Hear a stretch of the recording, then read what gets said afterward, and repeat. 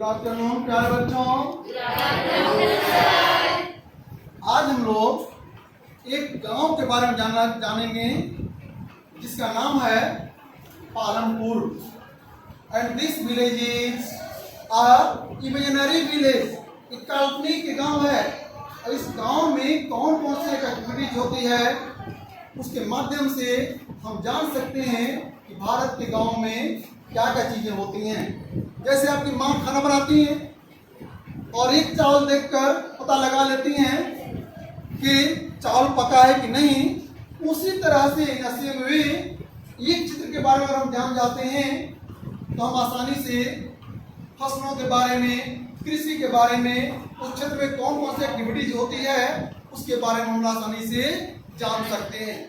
अब हम पहले देखें कि ये पालमपुर जो है, जो काटने के गांव है, वह कैसा है भाई। तो आप देखोगे पालमपुर गांव से 3 किलोमीटर दूर, पालमपुर गांव से 3 किलोमीटर दूर एक गांव है, बड़ा गांव है, उसका नाम है रायगंज। और रायगंज से थोड़ा और दूर एक छोटा सा स्मॉल टाउन है जिसका नाम है शाहपुर। और ये जो पालमपुर है रेल कनेक्टेड है किससे? रोडवे से। और उस रोड पर अनेक गाड़ियां, छोटी छोटी गाड़ियां, बैलगाड़ियां, घोड़ा गाड़ी, ये सब जो है जो गांव में चला करते थे वो चला करते हैं। कहाँ पर? पालमपुर में, जो विलेज पालमपुर है।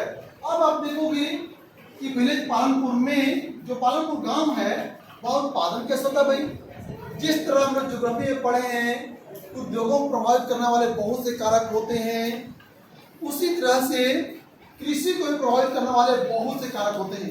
कृषि प्रोडक्शन को प्रभावित करने वाले बहुत से कारक होते हैं। एक के बिना दूसरे का विकास संभव नहीं है। तो वही दिया है इंट्रोडक्शन, ऑर्गेनाइजेशन ऑफ प्रोडक्शन। उत्पादन के कौन कौन संगठन है तो आप देखोगे उसमें आ जाता है, पहला है लैंड। और लैंड में भी सॉइल, लैंड कैसे होना चाहिए? फर्टाइल होना चाहिए। उसके बाद आप देखोगे लेबर है। Land, labour and capital is more important for the organisation of production, for the organisation of production. अब भूमि भी चाहिए, लेबर चाहिए और कैपिटल चाहिए। अब मैंने बताया भी है there are 2 type of capitals, one is called fixed capital or physical capital and second is called working capital, कार्यशील पूंजी।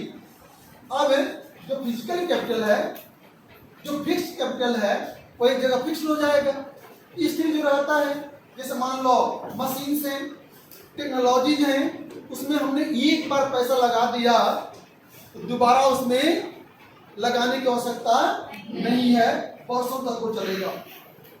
तो आप ये समझ गए कि फिक्स्ड कैपिटल क्या है, फिजिकल कैपिटल क्या है, क्लियर।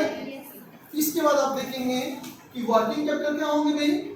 तो जैसे मान लो बीज है, आप खाद है, फर्टिलाइजर्स हैं, ये सब क्या आ जाएंगे? ये हो जाएंगे वर्किंग कैपिटल हो जाएंगे। और ये सब मिलकर क्या करते हैं? प्रोडक्शन करते हैं। उससे हमारा क्या होता है? उत्पादन होता है। अब यहाँ आ गया मेरे सामने farming is Palampur, in Palampur land is fixed. क्या भूमि फिक्स्ड है? भूमि को क्या हम बढ़ा सकते हैं? हाँ, खींच कर बढ़ा नहीं सकते हैं भाई, नहीं प्लास्टिक नहीं बढ़ा देंगे। लेकिन देखा जाता है कि पालमपुर विलेज में जो 1960 तक जिन क्षेत्रों में कल्टीवेशन होता है, कृषि कार्य होते हैं, उसी क्षेत्र में, उतने ही क्षेत्र में कल्टीवेशन हो रहा है, बढ़ाया नहीं गया है। मात्र कुछ फैलो लैंड्स, प्रति भूमि को क्या किया गया है? उसमें शामिल किया गया है। नहीं तो भूमि क्या है? सेम है, बराबर है। और आप देखोगे कि पालमपुर में जो लोग हैं 80% कौन है?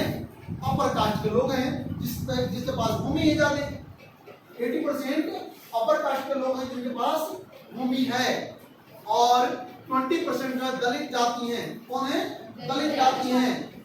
इंटरेस्ट क्लासेज हैं जो लेबर का काम करते हैं या भी उसमें जुड़े हुए हैं। और आप देखिएगा कि पालनपुर के लगभग 75% से ज्यादा लोग कृषि कार्य में डायरेक्टली और इनडायरेक्टली लगे हुए हैं। बड़े समझ में आ रहा है? आगे मैं चल रहा हूं।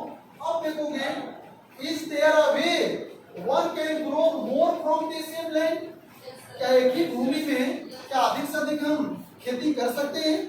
आपको याद होगा हमने बताया था ज्योग्राफी में intensive farming, subsistence intensive farming मतलब गहन निर्वाहन कृषि, जहां जनसंख्या ज्यादा होती है, भूमि का आकार छोटा होता है, वहां व्यक्ति अपने जीवन यापन करने के लिए क्या करते हैं? एक ही खेत में 2-3 फसलों का उत्पादन करते हैं।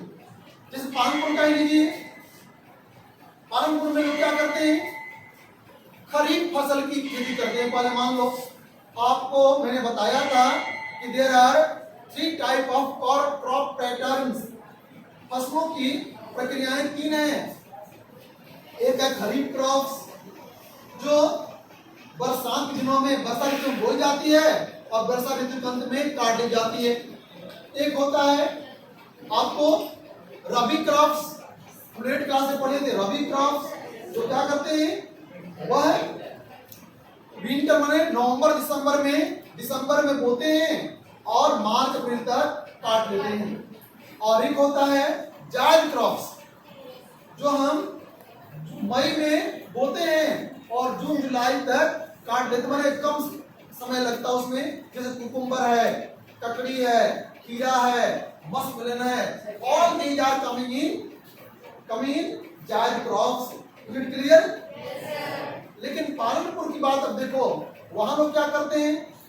लगता है और वर्षा कम होती होगी और वहां के mostly people depend upon nature, monsoon, इसलिए पहला वो काम करते थे ज्वार बाजरे की खेती करते थे। और ज्वार बाजरे की खेती करने के बाद उसको काटने के बाद पोटैटो की खेती कर लेते हैं। क्या करते हैं? पोटैटो की खेती कर लेते हैं। और पोटैटो की खेती करने के बाद उसी में वो लोग रबी क्रॉप्स व्हीट लगा देते हैं, गेहूं लगा देते हैं। इस तरह एक ही खेत में वो क्या कर लिए? अनेक फसलों की खेती कर लिए ना, कर लिए। ये क्लियर हो गया? अब हमने बताया आपको रबी क्रॉप्स के बारे में, ये आपको क्लियर हो गया होगा कि रबी क्रॉप्स, खरीफ क्रॉप्स, जायद क्रॉप्स और एक ही खेत में ये लोग कर लेते हैं। क्योंकि निर्वाहन कृषि कर रहे हैं, जीवन यापन के लिए कर रहे हैं। लेकिन धीरे धीरे अब कृषि में भी मॉडर्नाइजेशन आ गया, विकास हुआ और चूंकि हर एक चीज में विकास होना शुरू हुआ। आप जानते हो कि पालनपुर गांव में 2 स्कूल्स हैं, प्राइमरी स्कूल्स और एक हाई स्कूल है, तो शिक्षा की व्यवस्था भी की गई पालनपुर में। साथ ही साथ 2 तरह के हॉस्पिटल्स हैं, एक तो प्राथमिक सरकारी हॉस्पिटल है और दूसरा जो प्राइवेट हॉस्पिटल है। और आप जानते हो सरकारी और प्राइवेट हॉस्पिटल के बारे में कि सरकारी में क्या होता है? हर एक लोगों का इलाज किया जाता है, उसमें पैसे कम लगते हैं।